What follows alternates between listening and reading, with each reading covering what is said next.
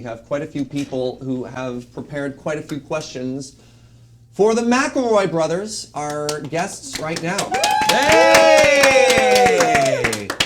Hi. Hello, good morning. Hello. Good morning. Welcome, friends. Thank you so much for joining us. We got all three. We didn't know how many brothers were going to be joining us today. We were going to roll a D3 and kind of guess how many we got. And How did it work? it looks like we rolled a crit.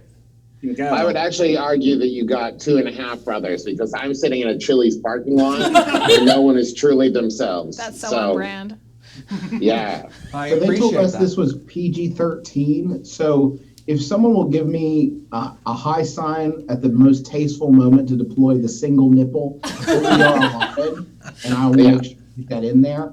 But I want it to be, again, When it's really artsy. Yeah, I want it to serve the narrative. Thank you, Travis. Yes, Yeah. absolutely. For that great effect. So if you don't mind, I'll do a very quick introduction for anybody who doesn't know who you may be.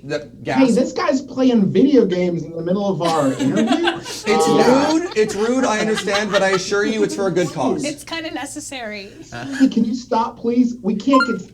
You have. Keep going, please. We're currently, I don't think we've crashed in about 30 hours, so Using the chaos. we're off to a tremendous start right now. Could you just pause it? There's no pause button. As a feature, they deliberately excluded a pause button, so you kind of got to keep going. Like, you can't pause your shift if you're driving a real bus, right? There's no pause If you in hit life. console to like the cross media bar. Wait, hold on. You guys know you can just pull a bus over, right? You can literally pause your shift if you're driving a bus. Unfortunately, it counts as a crash at that point. It undoes all of our hard work. Oh, man. Bummer. So anyways, the money back if you do that. All the money should revert to its previous. Oh my God. Can you imagine like a hard mode version of the charity where we lose everything if we crash? And it should actually be returned with interest, so you lose more money than you started with. Up your viewership for sure. Do you think we would make more money or less money if we had those stakes? How By good the are you end at of driving that. this bus? I would expect you're very good at driving. I would expect that we are speaking to some of the greatest virtual bus drivers to ever walk the face of the earth. I believe we hold a world record, honestly. Yes, world record. Can I get you on with something I was thinking about? Hey, we're the McElroys brothers. We do a bunch of podcasts. Yeah, thank Go you. on, Justin. Now, on the Now- real important stuff. There are three of you. If you could raise your hands when I say your name, Justin. Couldn't matter less. I'm that one. And then we have a Travis. I'm that one. Yeah, here, and Griffin. The remaining, did you need me to raise my hand? I mean, what if people joined late, right? What if people joined late? Known Then they missed that for I'm in a Chili's parking lot. I'll just keep mentioning that every 30 seconds. known for my brother and I, a weekly advice podcast, the Adventure Zone, a D&D podcast. Man, that's a way better title. Take it again. Dang it. And grammatically, My brother. Yeah. But my brother and me, yeah. Monster Factory, former writers at Polygon, and currently my brother and me, the little asterisk this time, I'll get it right this time, the Adventure Zone, and Justin at Sawbones Medical History Podcast. that's us. There's That's also us. Schmanners and We don't have to Wonderful. list all of them. That'll be the rest of our time. Yeah, It's that's okay. true. There's too Too many. many. We're going to be in Trolls World Tour. Yeah! I can't believe that actually happened, which is fantastic. Absolutely. It's a little early. May not. We haven't been edited out yet, as far as we know. Oh, So that's exciting. So, out of curiosity, of the shows that you help and you produce, do you have a favorite, individually, collectively, and why? Are we talking about our favorite product that we create for the end consumer, or our favorite show to record? Because that's probably the part that you enjoy the most. I think Adventure Zone is probably I think it's the most fun to do, and I'm very proud of it. It's the only one that we do that's like narrative, so I'm proud of it in like a much different way than the ones where it's like, yeah, we're funny and we're interesting and that's cool, but with Adventure Zone, like we actually are crafting a story, and so that I think is something to be as proud of. opposed to the other shows where we just reaffirm how interesting and cool we are. Yeah, I already know that. Yeah. My favorite is Sawbones for sure, because I get to record it with my wife. But outside of the ones you've already listed, my favorite is The Empty Bowl. It's a meditative podcast about cereal. that is designed to help people kind of relax and chill out and just think about nothing other than cereal for a half hour or so. And that is a great pleasure to make. My answer is also the show I record with my wife called Wonderful, but I love my wife too. All right, all the bases are covered. You're safe. All right. If we want to think outside the bun, then my actual answer is Till Death Do Us Blart, which is our annual Blart Mall Cop 2 recap podcast, which we record every Thanksgiving. So got that. Got that to look forward to for sure. Yeah. Where can people find that podcast? I don't know. Just search the words I just said out loud. All right, another question that I'm sure you get a lot. Monster Factory, favorite creation? A lot of deep breaths in the room. Yeah, Trav? Mine, I think... I mean, it's hard not to say... Okay, listen. The obvious answer is Final Pan. Final Pan is very great. But I think D-Bomb, for me... No, it's the... Here's the thing. I will always laugh the hardest at the line, "The squirting turtle man," from the very first. Yeah.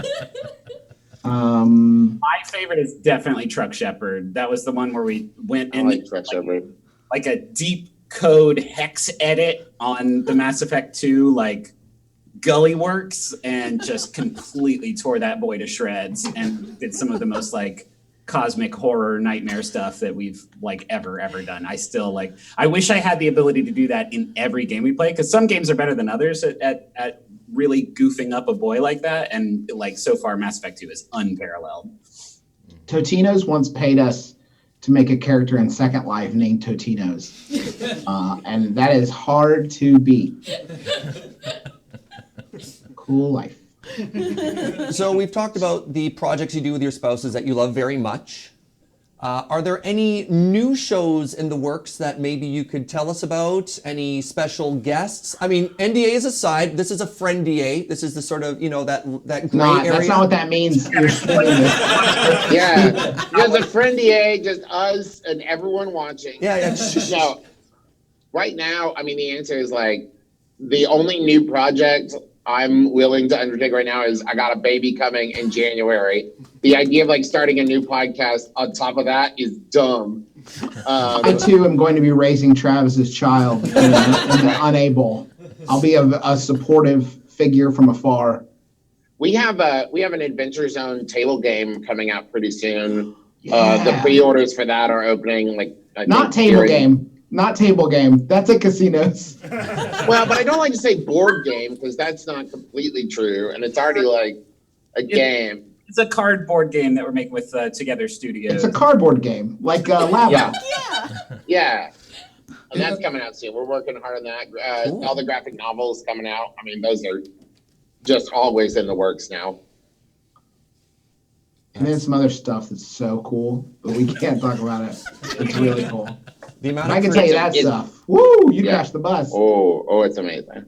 The amount of creatives you work with, and you're like, "How you doing? Good. Can you talk about it?" No. And you're like, "All right, I can respect that. I can respect and I can understand that." So it turns out you brothers are popular. And when we opened up the... Finally! Take that, middle school! You made it! You go back to past you and be like, ha! Yeah. Griffin privately said my camera angle's wild, so we're going to all address this in public now. But better. It's the acoustic paneling behind you that gives a certain sense of, oh God. That is Oh no. Better? No, That's good. That's so good. much better. Oh, nailed it. Is this good? The shot of you without you in it is very interesting. I wish. Oh yeah, Is that anything? It's art. I don't know that it's fixable because the red paneling is giving it a very like shining cast. It's a very cheap I'm an lithium. audio professional. Like, what do you want from me? It's the striking color. Now I broke my dang O-rings on my microphone. Get that Dutch angle in there. How about a quick studio tour? So I have... yeah, show us around. What are we looking at right now? What are we looking at? This is the studio where I record all my podcasts. Is this where the There's magic the lamp that happens? provides illumination for the podcast. It's a nice lamp. There's the Rodecaster Pro that I plug all my microphones into. And that's it. Here's the idea, sir. I was racing to finish before I had to do this, and I failed. I'll give you a quick student tour. This is the Chili's parking lot where I record all my podcasts. Anytime I need to record, I drive over here to Chili's. This is where I feel the most me. Yeah, and the audio fidelity in that car is excellent. I don't know what you put into it, but just chef kiss. Yeah. Well, it's mostly the airbags, I think, are just like natural acoustic baffling. Yeah. And sunroof is open just to let any excess air out, I take it, to balance the sound a little bit better. And also so that I can breathe. Sometimes it gets hot in here. And I'm not allowed to work the air conditioner, so. Liz just tweeted that she's such a fan of us, she had to go off camera to make sure she's not fangirling too much. Liz, if you got poop, just go ahead and there's no reason for subterfuge. Quick, your shame. All right, she's on camera now. There. Feel better? Hi, Liz. Hi. Yeah, the big fans are in the room. The really big fans are off camera, just shaking. So. And the biggest fans are calling it my brother, and I.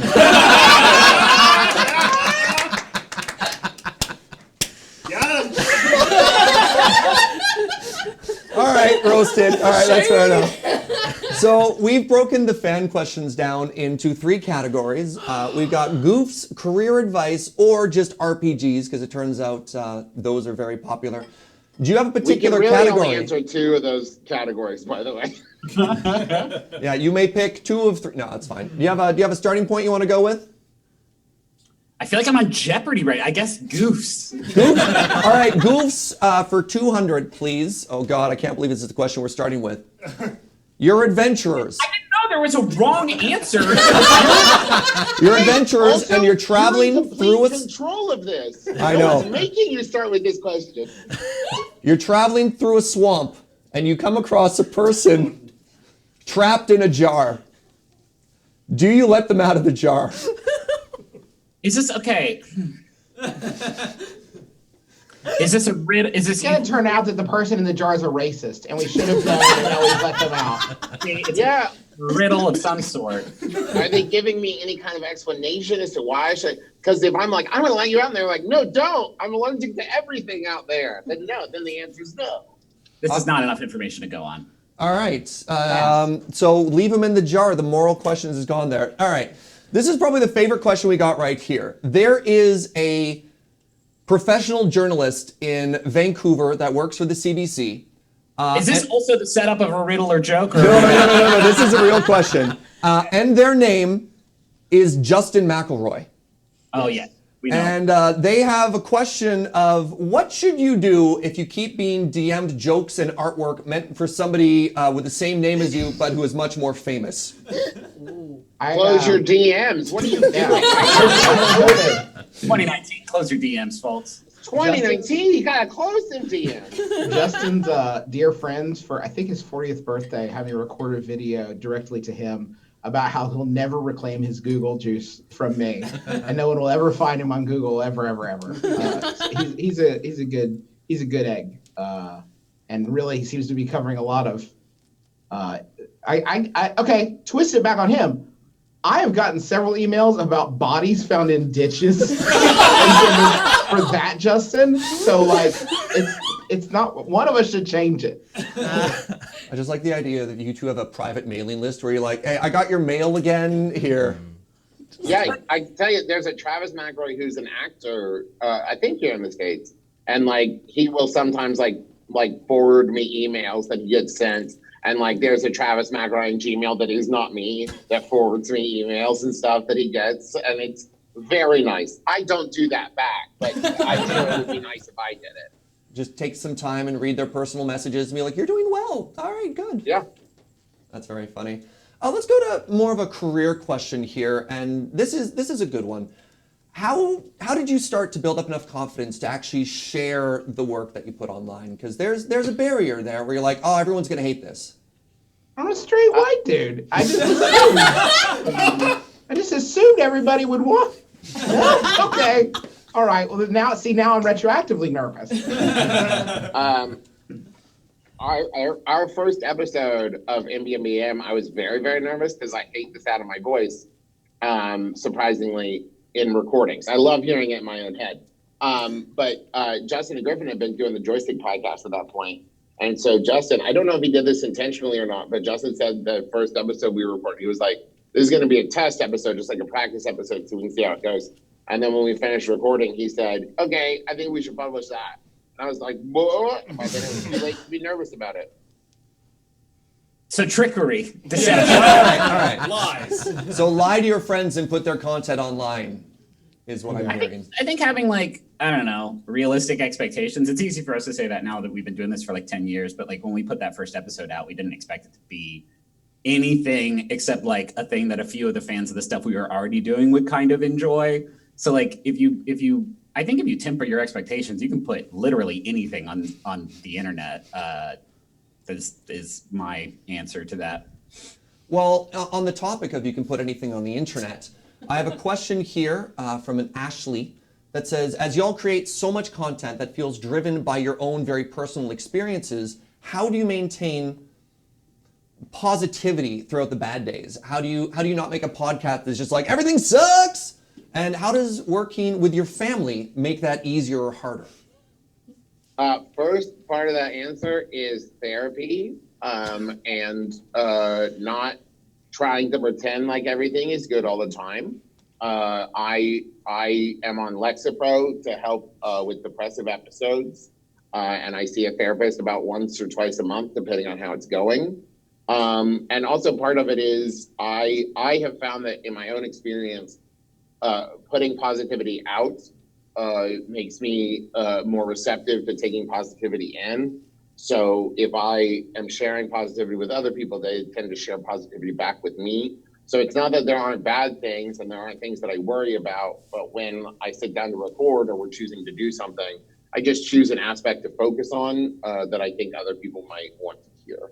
Also, real talk, we are concerned about each other, not concerned, but we like pay attention to each other's like mental health and emotional well-being. And if there's a time where like one of us is just like super bummed out because of something that's going on in our lives, one, we probably already know about it because we're family.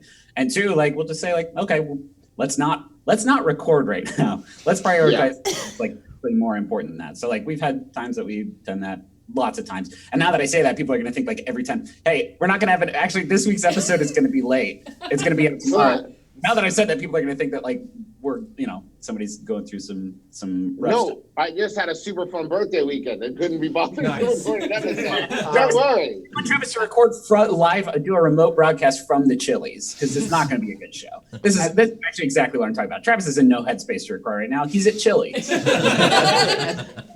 the risk of sounding maudlin or mawkish, I mean, a lot of it is, there are times when I don't feel like recording when we start. And by the time, like, the things that we make and the people that we make them for are so fun that, like, I end up feeling better just through the act of, like, getting it together enough to press the record button and just start talking to people I really care about, which is the case with every show we record, and making it for people that we care about. And I between those two, those have pulled me out of more funks than anything else, honestly. So the work is sort of its own balm in a lot of cases. Nice. Well, thank you very much for being so open about mental health struggles and normalizing that, because I know a lot of people have a hard time and they struggle, and when people with a position to share do so, it does a lot. So thank you, friend. And let's try and... Hey, folks, if it's 2019, if you don't have mental health issues, you're not paying attention. What are you even doing? All right, let's... Oh, and everyone is... Oh, he bummed Liz out. All right. All right. Hey, any questions about Taz? Because I got some fajitas cooling in there. I gotta get back in. They won't sizzle forever, I got a question about the recording process from a Scott. I don't want to share their real human last name. How much editing goes into an episode of what you make? Let's use My Brother and Mother and Me for an example. Oh my God, my brother and Me, the show that you make. My brother, mother, and me. Brother and me. Kind of a StarCraft thing. Yeah. So do you just put the button? Enough jellies to feed your nest?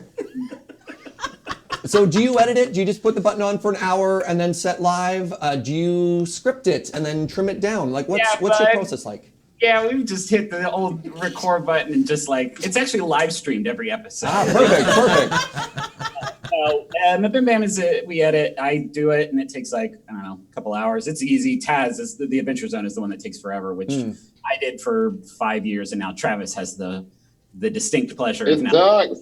Yeah, it's rough. It doesn't suck. It just takes. Well, no, that's the thing is like in order to do it right with because like it's not like story stuff. It's like listening to papers ruffle as like it was like wait, let me check. Hold on, how's that? Oh wait, oh yeah, oh no, okay, hold on, wait, what is? Oh yep, like it's all that, and so.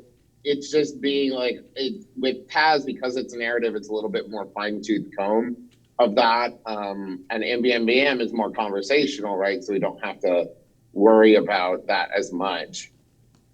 Well, on the topic of that particular show, question from Ian. I love the very first episode of the new Taz campaign. What drew you to your particular classes? Was it all narrative, or did you have certain mechanics that spoke to you?